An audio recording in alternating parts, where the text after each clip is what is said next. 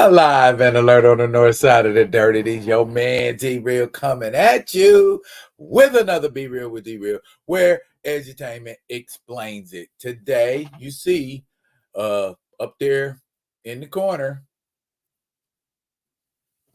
Harriet Tubman Demon Slayer #5 by the David Crownson, art by Courtland Ellis, editor Sharonda J. Brown, and an amazing cover by Keithan Jones. I'm gonna give you a close-up on that real quick so you can see, what that brother's working with. Yeah, that's what he's working with. That is a nice looking cover. But I'm gonna start using my thing. So I can do it like this. So I can go boom, yeah, and then hit y'all with it, so you focus all your attention on that right there. See, I got to be my own technician now. It's okay though. I like it. It's a fun side job. I'm gonna sip my tea, and now there ain't a whole lot to explain. I'll explain it as we go. You know how I gets down. But before we get off into what we want to do, we first got to do what we need to do, and that comment, like, subscribe, and share. Share the Be Real with D-Real page so that when the material comes out, you get it. If you're digging what a brother shoveling, put some dirt in my bucket. Comment, like, subscribe, and share. Hit that bell, man. Hit that bell so when the stuff come out. I could have worded that a little better, couldn't I? Okay, here we go. Bye-bye. Harriet Tubman, Demon Slayer, #5. When we go into this story, we are going into a flashback, which I believe is about, 6 years ago? 6 years ago. Harriet is laying on the ground with a big black man. They both appear to be indentured service, and his name is John. And at the time, Harriet is being referred to as Minty. And when she asks what's going on, he tells her she had another one of her fainting spells, and he didn't want her to be on the ground looking stupid, so he just laid down with her. Then we got some lover talk and lover play, and he loved her strawberry breath and that kind of stuff. So, even in Harriet Tubman Demon Slayer, there is time to show black love. Thank you, Mr. David Crownson. And he asked about what vision she saw. And apparently, from what the vision looks like, Harriet can see visions of the future, because that very much looks like our favorite demon slayer running through some supernatural beings. And what's my man's response? A typical slow brother's response. Because he told her they had a daughter named Gertie in the future, and he like, I better be dead for you naming our daughter Gertie. But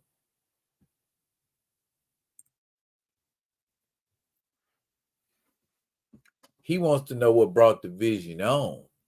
And she starts talking about Massa. And when Massa said, when Mama turned 46, we gonna be free. She 47.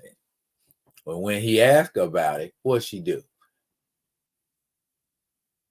He spit in her face and laughed. Ooh, that would make me hate a lot of people. And he said he saw it, but he couldn't do nothing. Imagine that, and she wants to run away. That's what she wants to do. All right, then we gonna run away, but how we gonna how we, they just gonna catch us and bring us back?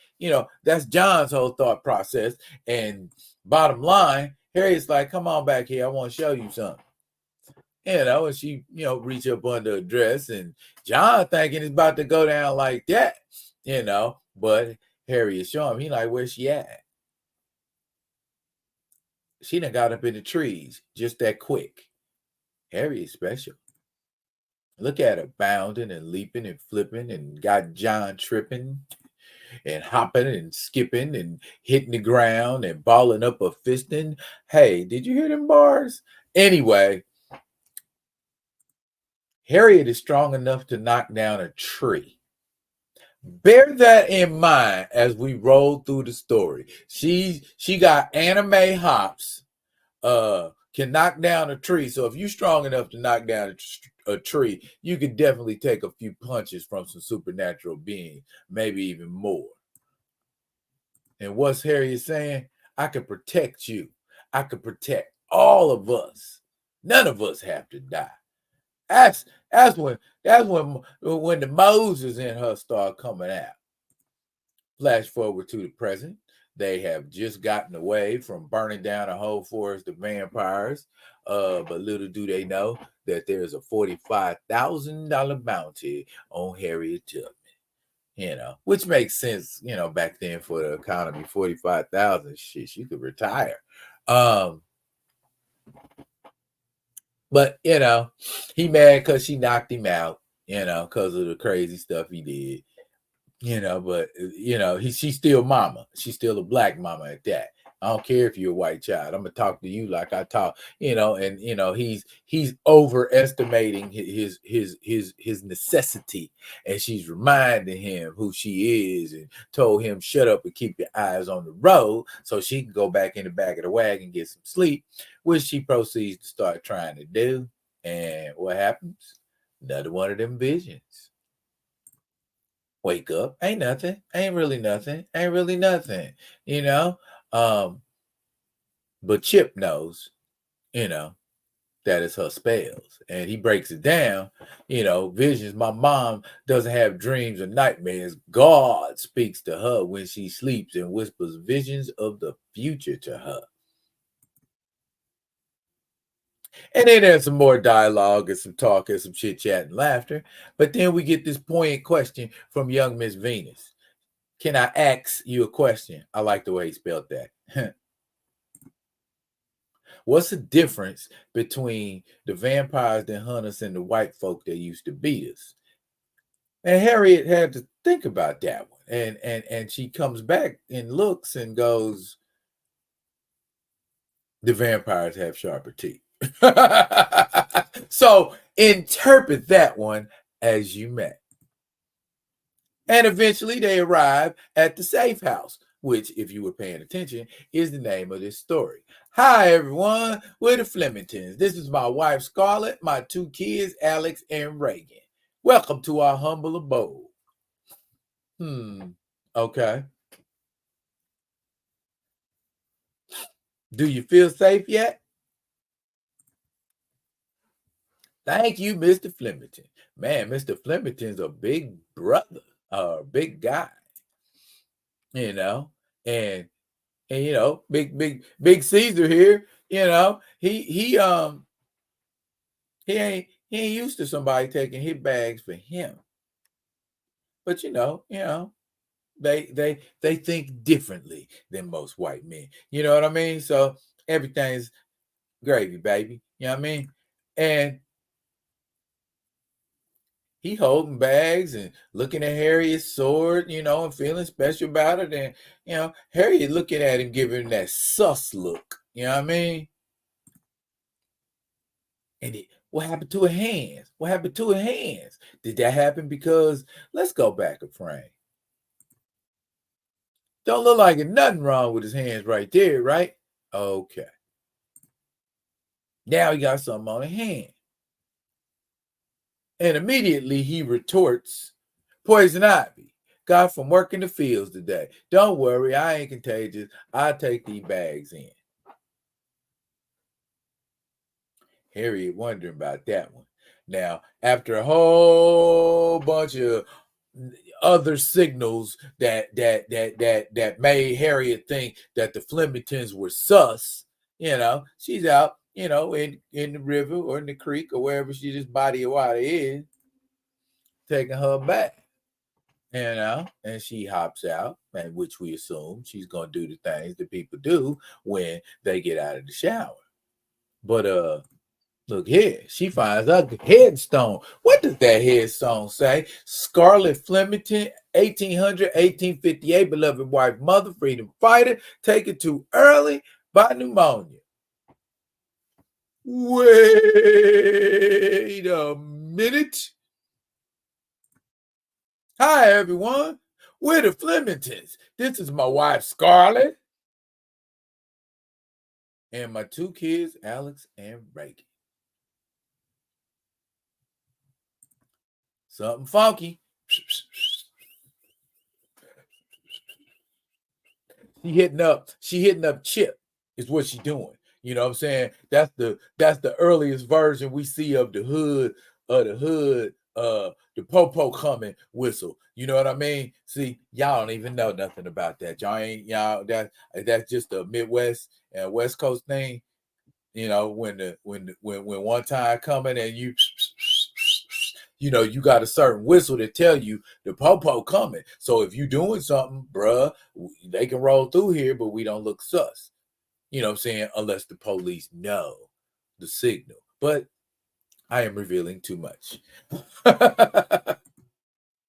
Later on, Miss Reagan and Harriet are having a little conversation, and she's trying to offer her wine, and Harriet's telling her she don't drink it.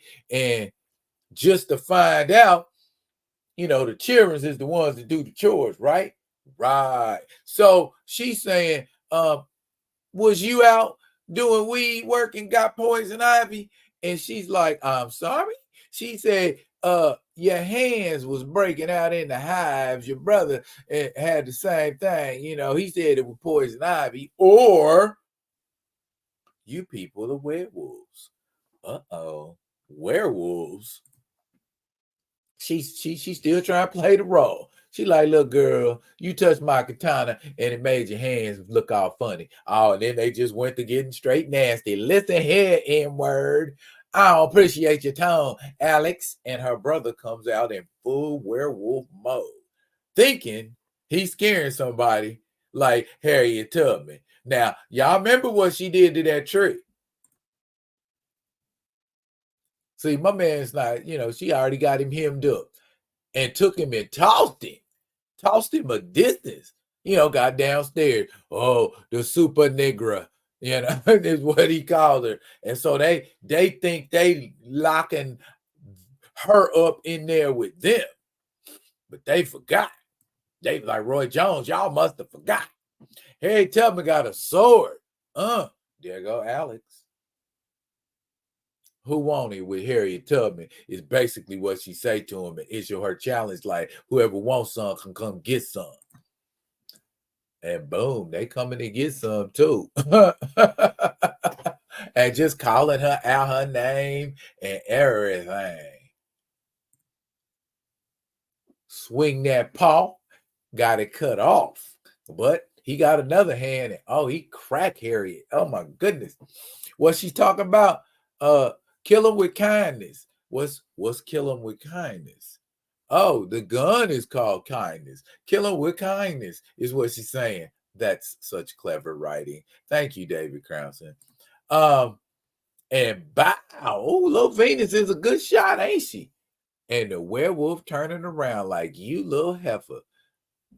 Uh-oh. Bam, bam. Did they have repeating? Not like, okay, I ain't gonna question the science. And the werewolf fell on top of Venus? Yes. She said, I'm okay. Huh. She like, it ain't my blood, mama. It's not my blood. I'm shooting just like you. And what's the remaining one-armed werewolf talking about? You ducky bee. I can't wait for all of them to tear you apart. And that's the point at which he explains you got a bounty on your head, and every supernatural across the land is going to be looking for you. Wow. Okay. What do a werewolf need that much money for? And the werewolf basically tell her real estate and clothes. We not savages. And he just wants forgiveness for killing that nice white family. And Harriet forgave him by cutting his head off. You won't be back, sir. But Venus was injured. And now she's having a moment. I can protect y'all. I can protect all of y'all. Uh-oh. Don't look like Harriet did much good protecting of young Miss Venus. I guess that's what happens when you run with a vampire hunter or a werewolf hunter. Eventually, if you're gonna be hunting, and you could become the hunted. So are we gonna have a little werewolf girl in the future?